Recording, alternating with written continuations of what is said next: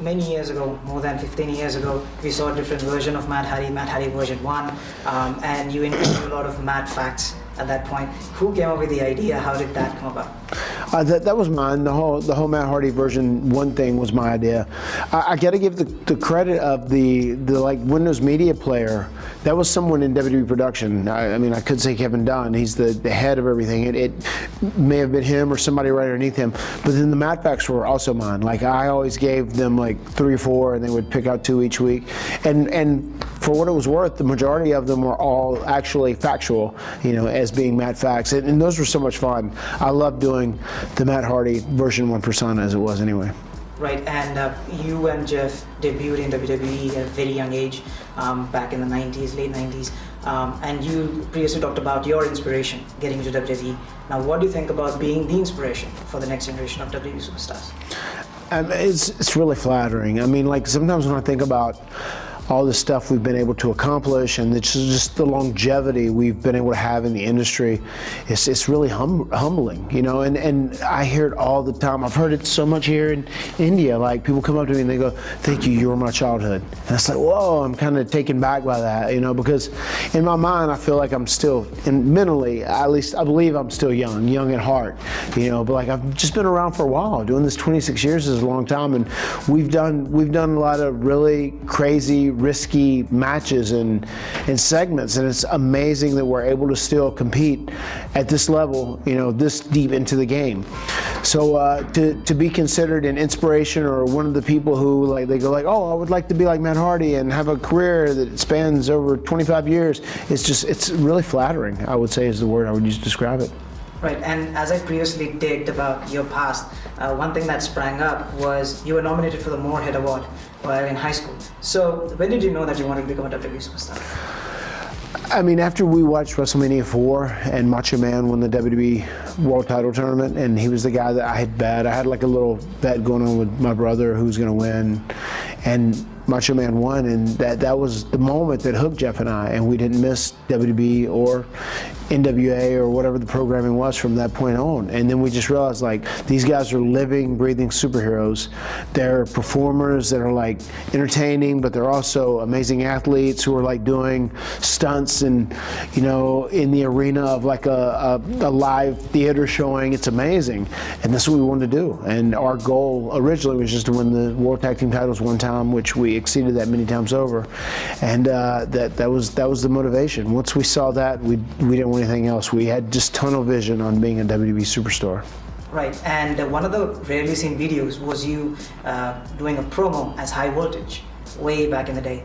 Was that your first avatar or your first character, or did you come up with different ideas before you showed up as Matt Hardy in WWE? Yeah, High Voltage was the first character or persona that I really ran with, like, on the independent scene. When myself and my brother were first started wrestling and had like our imaginary trampoline wrestling federation, we like had all these other characters. We would put on masks and crazy outfits and do a little bit of everything. We had a whole bunch of personas, but my first true character before I started evolving was High Voltage.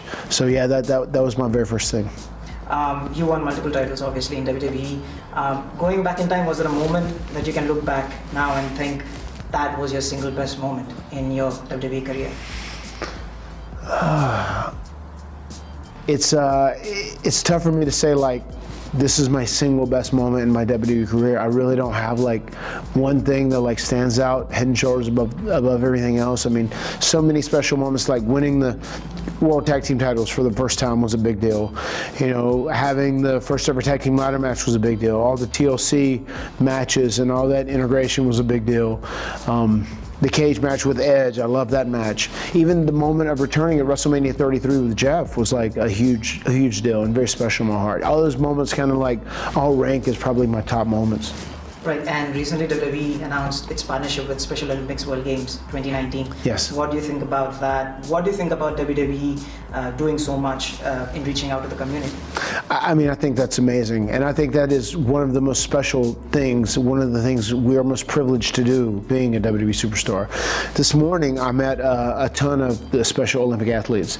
And I think about this all the time when I'm like tired or I can't find the motivation I need within myself, like to get up and do my cardio and do my yoga and stretching and do my weightlifting, I think about, man, look at these Special Olympic athletes, man. You know, they've had to overcome challenges and tough situations in their life, and I draw inspiration for them. They motivate me, and I'll think back to those experiences.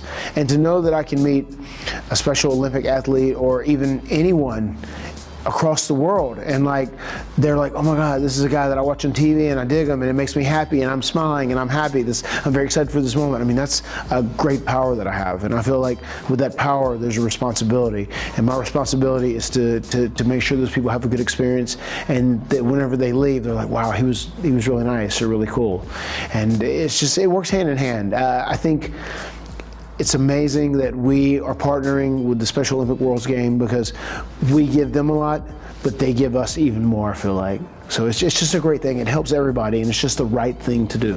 Right. Finally, Matt, you just talked about Brock Lesnar and how surreal his power is. Obviously, you've crossed paths with Brock, and a lot of people now say that, you know, whatever he moves, the move he executes might look dangerous, but AJ Styles said it's like a night off for him working with Brock Lesnar.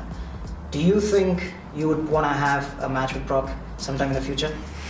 Yeah, I mean, I would not be opposed to it. You know, Brock Lesnar is a special, like, one of a generation athlete. Like, he's a freak in many ways. Like, he's very, very special, and he's great at what he does. I mean, there's no ifs, ands, or buts about it. You know, some people get frustrated because he's like on a part-time basis, but I mean, he is just great at what he does, and he's a big star. You know, he went to mixed martial arts in the UFC and won championships, you know, and he did that in his collegiate wrestling. I mean, he is a talented guy, and he's a star, and working with him is always a privilege, although you know when you feel him as another athlete, like, wow, this guy is dangerous and he is bad.